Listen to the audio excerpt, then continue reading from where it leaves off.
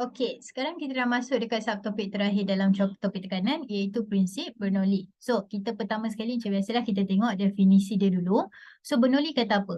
Bernoulli kata bila pengaliran hal laju sesuatu bendali bertambah, tekanan bendali akan berkurang atau sebaliknya.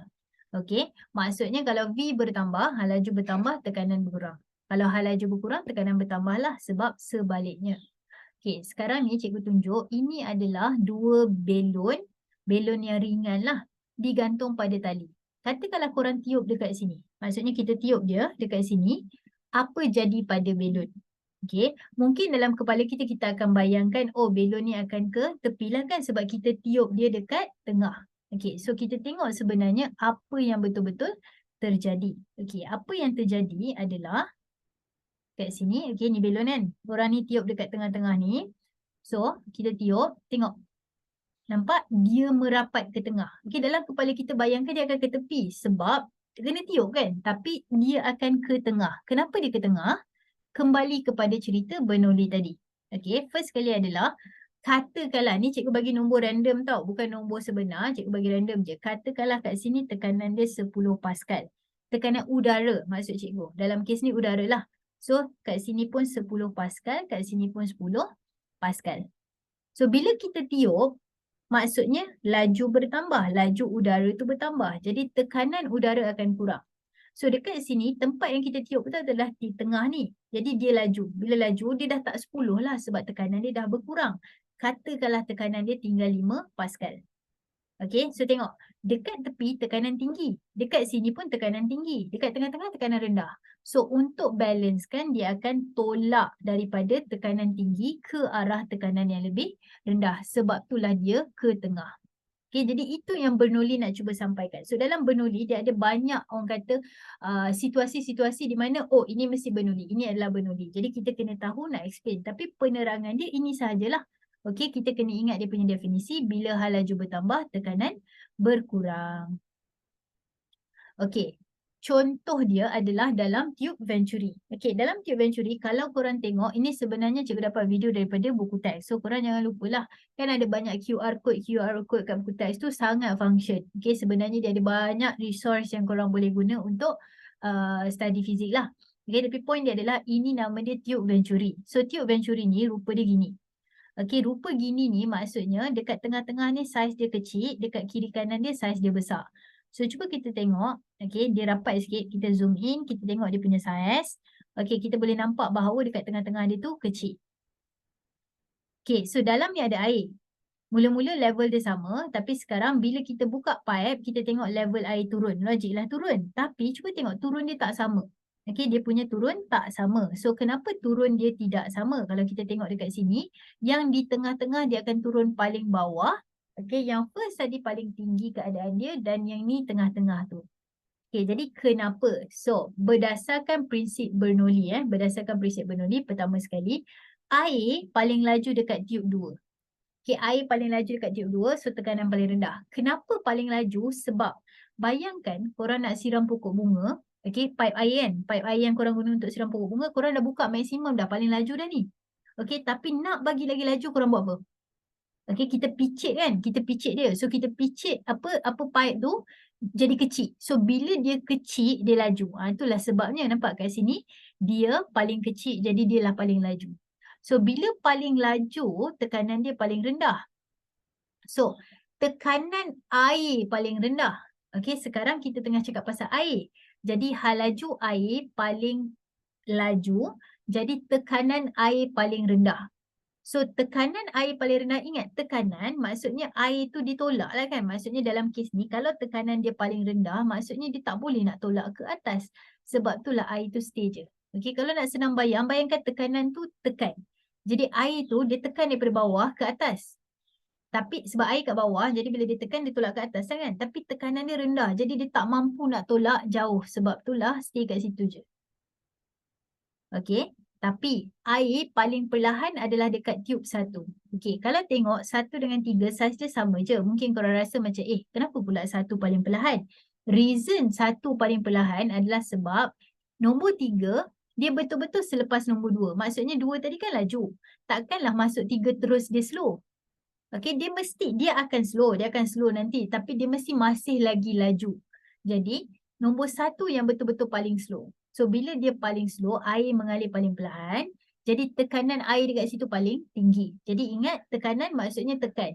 So, dia berjaya tekan air dengan kuat sebab tu air level dia paling tinggi dekat sini.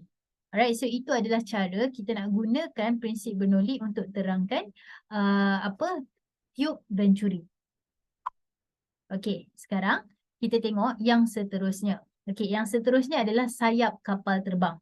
Okey, kalau korang tengok dekat sini, sayap kapal terbang ni bentuk dia macam ni. Okey, so ini nama bentuk ni adalah aerofoil. Penting nama tu kena ingat nama bentuk ni adalah aerofoil. So, apa yang berlaku adalah bila bentuk macam ni, udara mengalir dengan hal laju lebih tinggi dekat atas berbanding dengan bawah. Okey, mungkin dalam kepala korang bayangkan kenapa pula dekat atas laju, dekat bawah slow. Okey, so di antara cara yang kita boleh guna untuk bayangkan adalah, cuba tengok belah atas jarak dia macam ni. Maksudnya udara kalau nak gerak dia kena gerak arah jauh macam tu. Belah bawah ini adalah dia punya jarak. So kalau kita tengok dekat sini atas jarak dia lagi besar. Jarak dia lagi besar, dekat bawah jarak dia lagi kecil. Tapi dia akan sampai dekat sini pada waktu yang sama. Maksudnya udara bergerak atas jauh, bawah dekat, tapi dia still akan sampai dekat sini pada waktu yang sama. Jadi, cuba bayangkan korang dekat sini, okey, ni A, ni B. Okey, A dan B sama-sama nak sampai dekat X pada waktu yang sama. Tapi A kena jalan jauh, B jalan dekat. Jadi mestilah A yang kena bergerak lagi laju. Kan? Sebab dia nak cover jauh yang lebih jauh, jarak yang lebih jauh berbanding dengan B pada tempoh masa yang sama. Jadi dekat atas hal laju dia lebih tinggi berbanding dengan hal laju dekat bahagian bawah. Velocity of air at the top, okay, is higher than the velocity at the bottom. Okay, lepas tu kita dah belajar tadi bila laju tinggi maksudnya tekanan rendah. Dekat sini tekanan tinggi. Okay, tapi korang jangan cakap, oh tekanan tinggi jadi dia tolak ke atas. Tidak, kita akan terangkan bahawa bila ada perbezaan tekanan, when there is a difference in pressure. Sebab kadang-kadang pelajar lupa nak cakap pasal benda ni. Okay, tiba-tiba je tekanan tinggi dia tolak. Tidak, beza tekanan tu yang menolak. So the difference in pressure akan menghasilkan daya angkat. So daya angkat adalah daya yang akan menyebabkan kapal terbang ni naik ke atas. Okay, so beza tekanan yang menghasilkan daya angkat yang bertindak ke atas kapal terbang. So ini semua tertakluk di bawah Bernoulli. Okay, so sama juga dengan, tak habis lagi. Contoh lain adalah kereta lumba. So kalau korang tengok dekat sini nampak bentuk macam aerofoil tapi terbalik. Maksudnya kembung dia dekat belah bawah. Jadi konsep dia sebiji tapi kita terbalikkan dia punya ayat. Maksudnya dekat sini bawah ni yang laju. So bila laju tekanan rendah. Dekat atas ni slow. So tekanan tinggi. Okay. So bila tekanan tinggi dan tekanan rendah maksudnya ada perbezaan tekanan lah. So beza tekanan akan menghasilkan daya ke bawah. So daya ke bawah tu akan menyebabkan kereta lebih stabil. Sebab benda ni, kereta ni dah lah ringan. Okay, kereta ni ringan. Lepas tu dia bawa laju pula. Kita takut kalau macam, oh dia melayang nanti macam mana. So kita akan hasilkan satu daya ke bawah yang akan menyebabkan dia lebih stabil supaya dia tidaklah melayang-layang ataupun goyang-goyang gitu. Okay. So itu adalah dia punya contoh dia. Alright. So lagi satu contoh soalan adalah soalan yang ini. Cikgu tak ingat ini dekat belah mana.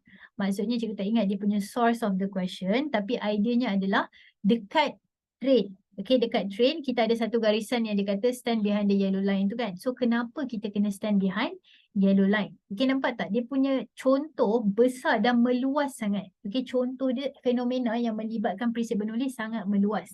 Okay, jadi yang penting kita tahu itu prinsip Bernoulli. Daripada situ kita boleh terangkan berdasarkan maklumat yang kita dah tahu. Sebab ayat dia lebih kurang sama sahaja.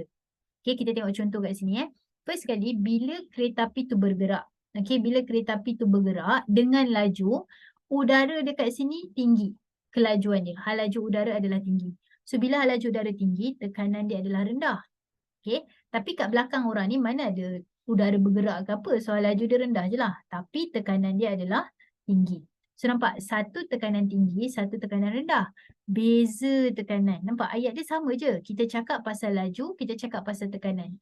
So beza tekanan akan menghasilkan daya. So apa yang berlaku adalah, jangan cakap daya angkat pula. Ini bukan daya angkat. Okay, dia daya lah. So daya ni akan menolak orang ni ke depan. Jadi kita takut dia dia tersedut ke depan lah macam tu. Okay, so dalam kes ni aplikat ini adalah fenomena yang berdasarkan prinsip Bernoulli. Okay, so itu adalah last subtopik untuk bab tekanan.